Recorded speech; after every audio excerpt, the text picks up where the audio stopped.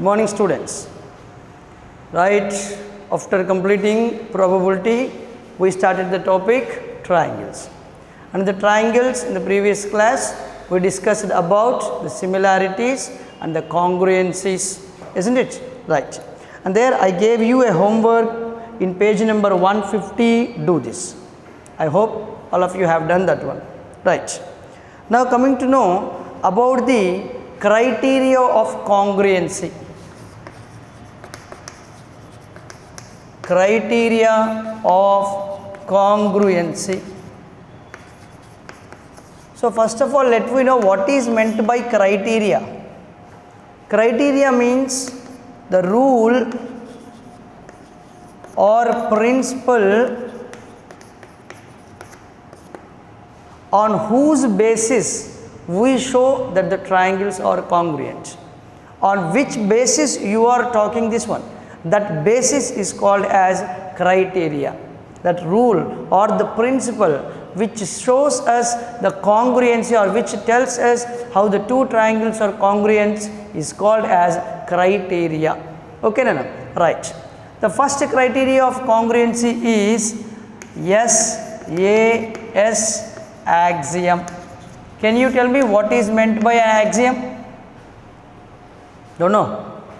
The third chapter, Elements of Geometry, you can see there, axiom means a self-evident statements. A self-evident statements which are not necessary to prove. If for suppose, if I say the sun rises in the east, is it necessary to prove that one? It's self-evidence, you can see that one clearly. You are alive. You are alive, is it any proof there? So you can see the people alive being there. So such type of statements are called as axioms.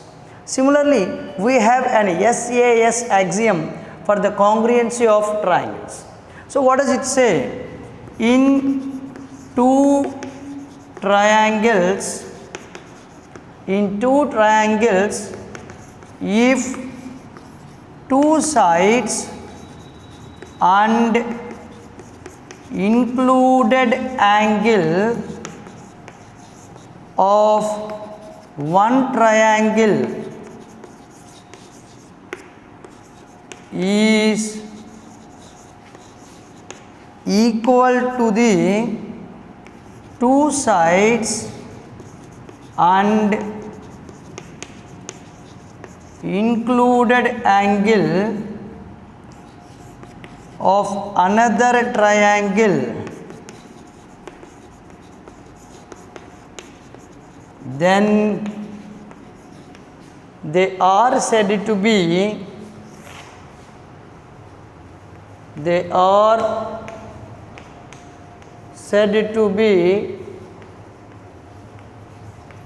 congruent.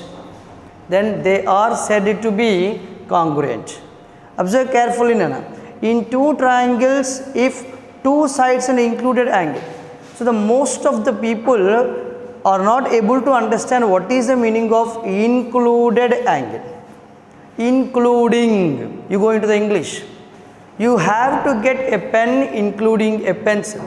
That means your pen must be along with the pencil, or you have to get a pencil along with a pen.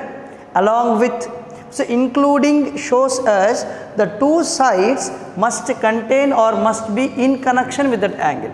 Suppose I take a triangle here, let the triangle be ABC, and I take one more triangle, let the triangle be PQR. Is that clear? In these two triangles, I take the first triangle, two sides and included angle. If I select the side AB as one side and AC as another side, so in AB and AC, what is the common vertex present there? Very good, Nana. A. So the angle present at A is called as included angle. Is it clear? That is called as included angle. And what is it? Is equal to the two sides and included angle of another triangle. So I take the same equalness here in this one. If AB is equal to PQ, so AB is equal to PQ and AC is equal to PR. AC is equal to PR.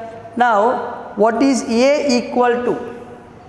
Can you tell me what is A equal to? Angle A is equal to, very good Nana, very good, angle P. Why? Because see, angle P is an included angle of the two sides, that is angle P.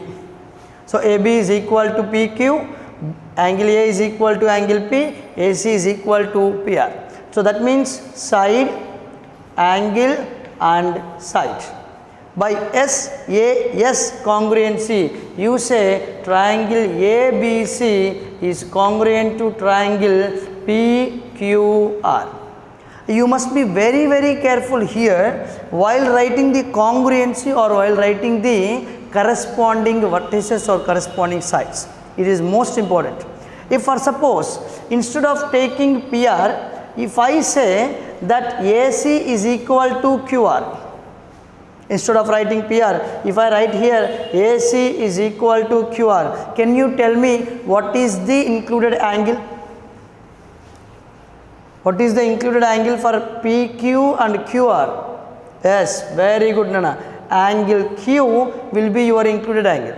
So here you will write angle Q. Okay. Now ABC is congruent to, can you tell me the triangle here? Yeah, A is related to Q. So instead of writing P here, you write Q. Yes, very good. And AB is related to PQ. That means AB, so QP must be here and C is R. Okay. Now QPR, see the name has been changed. So in the previous one PQR, now it is QPR. So you must be very careful while writing the order of the triangle in the congruency, and this is congruent by SAS axiom. SAS axiom. Okay Nana? Right, very good. Now if the corresponding sides are equal, we can equate the other angles and other sides also.